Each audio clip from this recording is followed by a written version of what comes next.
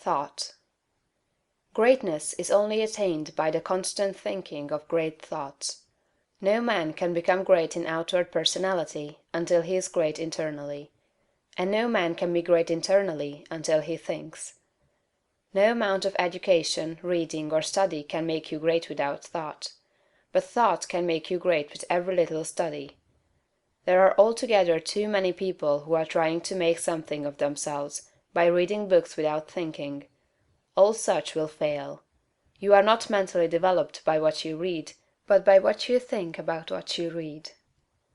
Thinking is the hardest and most exhausting of all labor, and hence many people shrink from it.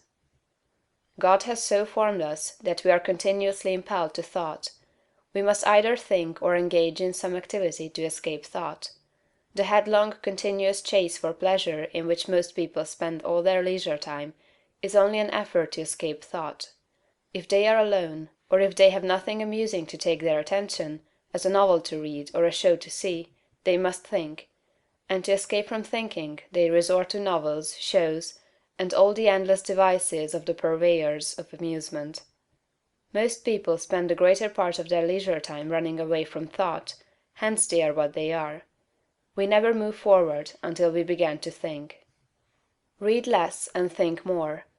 Read about great things and think about great questions and issues. We have at the present time few really great figures in the political life of our country. Our politicians are a petty lot. There is no Lincoln, no Webster, no Clay, no Calhoun, no Jackson. Why? Because our present statesmen deal only with sordid and petty issues, questions of dollars and cents, of expediency and party success, of material prosperity without regard to ethical right. Thinking along these lines does not call forth great souls.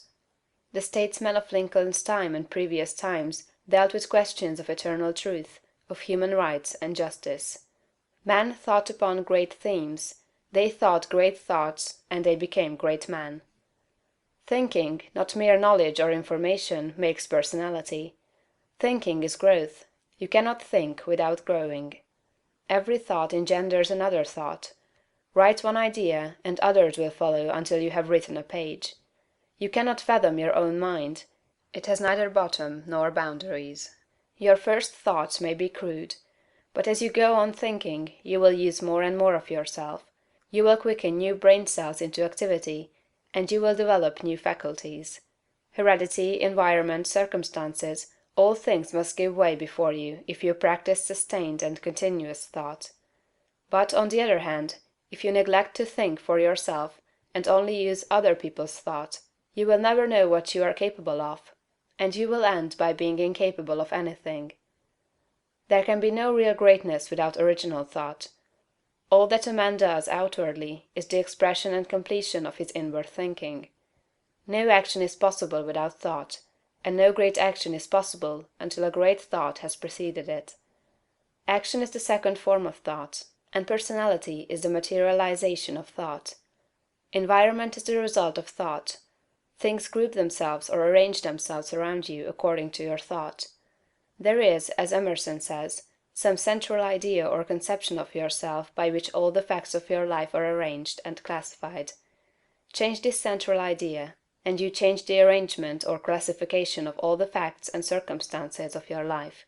You are what you are because you think as you do. You are where you are because you think as you do. You see then the immense importance of thinking about the great essentials set forth in the preceding chapters. You must not accept them in any superficial way. You must think about them until they are a part of your central idea. Go back to the matter of the point of view, and consider, in all its bearings, the tremendous thought that you live in a perfect world among perfect people, and that nothing can possibly be wrong with you but your own personal attitude. Think about all this until you fully realize all that it means to you. Consider that this is God's world, and that it is the best of all possible worlds; that He has brought it thus far toward completion by the processes of organic, social, and industrial evolution, and that it is going on to greater completeness and harmony. Consider that there is one great, perfect, intelligent principle of life and power, causing all the changing phenomena of the cosmos. Think about all this until you see that it is true, and until you comprehend how you should live and act as a citizen of such a perfect whole. Next, think of the wonderful truth that this great intelligence is in you. It is your own intelligence.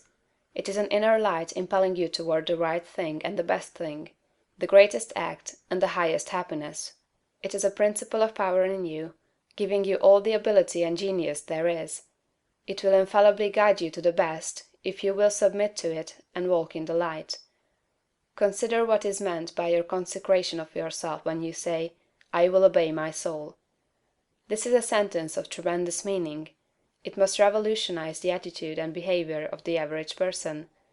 Then think of your identification with this great Supreme, that all its knowledge is yours, and all its wisdom is yours for the asking. You are a god if you think like a god. If you think like a god, you cannot fail to act like a god. Divine thoughts will surely externalize themselves in a divine life. Thoughts of power will end in a life of power. Great thoughts will manifest in a great personality. Think well of all this, and then you are ready to act. End of chapter 13.